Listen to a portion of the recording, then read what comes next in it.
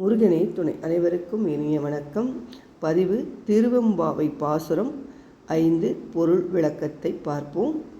மாலறியா நான் முகனும் காணா மலையினை நாம் போலறியோம் என்றுள்ள பொக்கங்களே பேசும் பாலூரு தேன்வாய் படியிரி கடைத்திறவாய் நாளமே விண்ணே பிறவே அறிவறியான் கோலமும் நம்மை ஆட்கொண்டருளி கோதாட்டும் சீலமும் பாடி சிவனே சிவனேன் என்று ஓலம் இடியினும் உளராய் கான் ஏழ குழலி பரிசேலூர் எம்பாவாய்.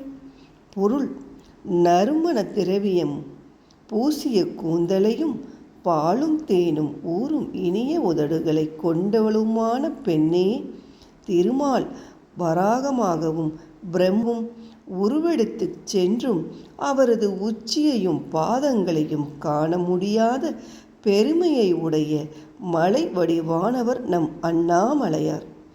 ஆனால் அவரை நாம் அறிவோம் என நீ சாதாரணமாக பேசுகிறாய். நம்மால் மட்டுமல்ல, இவ்வுலகில் உள்ள மற்றவர்களாலும் அவ்வுலகில் உள்ள தேவர்களாலுமே அவனை புரிந்து கொள்ள முடியாது. அப்படிப்பட்ட பெருமைக்குரியவனை உணர்ச்சி பெருக்குடன் சிவ சிவ என்று ஓலமிட்டு அழைக்கின்றோம். நீயோ இதை உணராமல் உறக்கத்தில் இருக்கிறாய். முதலில் கதவை திற என்று தோழியை எழுப்புகிறார்கள் திருவண்ணாமலை நகரப் பெண்கள். விளக்கம்: கடவுளா? அவரை எனக்கு தெரியாதா? அவரை நான் தினமும் பார்க்கிறேனே. தினமும் கோயிலுக்கு போக வேண்டும் என்று கட்டாயம் என்ன?